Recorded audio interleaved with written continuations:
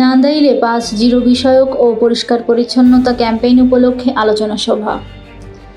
Nandail AP world vision বাংলাদেশের আয়োজনে 5-0 বিষয়ক ও পরিষ্কার পরিচ্ছন্নতা ক্যাম্পেইন উপলক্ষে মঙ্গলবার 18 মার্চ প্রথমে উপজেলা চত্বরে পরিষ্কার পরিচ্ছন্নতা ক্যাম্পেইনের শুভ উদ্বোধন করেন অনুষ্ঠানের প্রধান অতিথি উপজেলা নির্বাহী অফিসার শারমিনা সাত্তার। বিশেষ অতিথির বক্তব্য রাখেন নান্দাইল মডেল থানার অফিসার ইনচার্জ মুজাহিদ, নান্দাইল হাইওয়ে থানার অফিসার ইনচার্জ খোরশেদ আলম। পরিষ্কার পরিচ্ছন্নতা কার্যক্রম শেষে উপজেলা হলরুমে আলোচনা সভায় মিলিত হয় সবাই।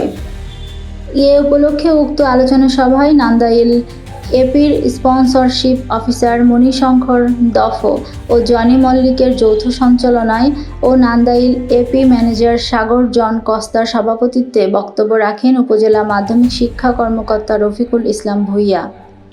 নান্দাইল প্রেস ক্লাবের সভাপতি এনামুল হক বাবুল, কালের কণ্ঠের আঞ্চলিক প্রতিনিধি Rabiul Alam Faraji, senior programme officer Jony S Gomes, Nandail Ghashful শিশু ফোরামের সভাপতি ফারদিন মাসুদ, নান্দাইল ঘাসফুল যুব ফোরামের সভাপতি নুসরাত জাহান সাথী, ইয়ুথ ফোরামের প্রতিনিধি সারোয়ারুল আলম, স্নেহা বর্মন, শিশু ফোরামের সম্পাদক লামিয়া সহ প্রমুখ।